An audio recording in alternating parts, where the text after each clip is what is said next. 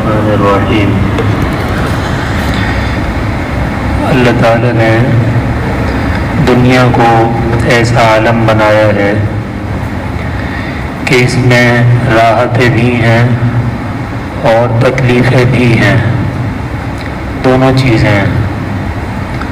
اور دنیا میں جو بھی انسان ہے، ہر انسان کو ان دونوں مرحلوں سے لازمی گزرنا ہوتا ہے۔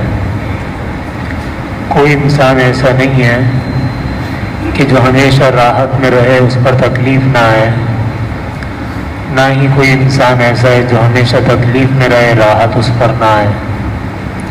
تو کوئی بھی انسان ہو، اس پر یہ دونوں چیزیں آتی ہیں، اس لیے کہ ایک عالم اللہ نے ایسا بنایا ہے، جنت جسے کہتے ہیں، کہ جہاں تکلیف کا کوئی نام و نشان نہیں ہے، وہاں راحت ہی راحت ہے۔ اور ایک عالم ایسا بنایا ہے جس کا نام جہنم ہے، کہ جہاں راحت کا کوئی نام و نشان نہیں ہے، وہاں تکلیف ہی تکلیف ہے۔ تو دنیا کے اندر تو دونوں چیزیں ہیں، اور ہر انسان کے اوپر یہ دونوں چیزیں آتی ہیں۔ تو دونوں چیزوں میں سے جب کوئی بھی ایک چیز انسان پر آئے تو اس وقت اس کی توجہ اور اس کا دھیان کہاں ہونا چاہیے، یہ اصل بات ہے۔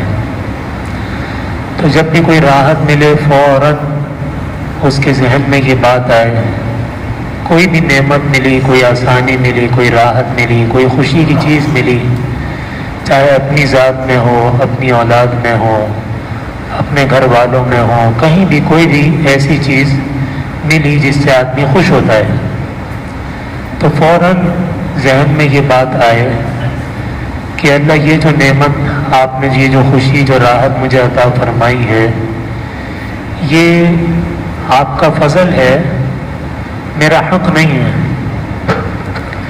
اس کا میرا حق نہیں تھا۔ آپ نے بغیر کسی حق کے مجھے بس ویسے ہی اپنی طرف سے، اپنے فضل سے یہ دی ہے، میں اس کا مستحق نہیں ہوں، میں اس کا اہل نہیں ہوں۔ راحت میں تو یہ سوچے، اور جب تکلیف اور ناگواری کسی بھی چیز میں آ جائے، اپنی ذات میں، اپنی اولاد میں، گھر والوں میں، یہاں تک کہ اپنی سواری میں، اپنے کاروبار میں، کسی بھی چیز میں، تو فوراً دل میں یہ آئے کہ اللہ، یہ میرے گناہ کی سزا ہے، آپ مجھے معاف فرما دیں۔ تو یہ دو باتیں ہیں، تو ان دونوں باتوں کو اپنے دل اور دماغ کے اندر اچھی طرح سے مضبوطی کے ساتھ بٹھانا ہے، بلکہ ان کو باندھنا ہے، اور پھر اپنا جائزہ بھی لینا ہے کہ جب میری پر کوئی راحت آئی تو میرے دل میں یہ بات آئی کہ اللہ، یہ آپ نے اپنے فضل سے عطا فرمائی۔ جب بھی کوئی تکلیف اور ناگواری آئی تو میرے دل میں یہ بات آئی، میری توجہ اس طرف گئی کہ اللہ، یہ تو میں گناہوں کی وجہ سے، آپ مجھے معاف فرما دیں۔ اگر تو ایسا ہوا تو اس پر اللہ کا شکر ادا کریں کہ اللہ، آپ نے مجھے اس چیز کی توفیق عطا فرما دی جو آپ کو پسند ہے۔ اور اگر توجہ نہیں ہوئی اس طرف تو پھر اس پر استغفار کریں کہ اللہ، آپ مجھے معاف فرما دیں اور مجھے ہر موقع پر صحیح چیز کی توفیق عطا فرمائیں۔ اللہ تعالیٰ نے عمل کی توفیق۔ اللہم انت السلام ومنک السلام تبارکت یا ذا الجلال والاکرام۔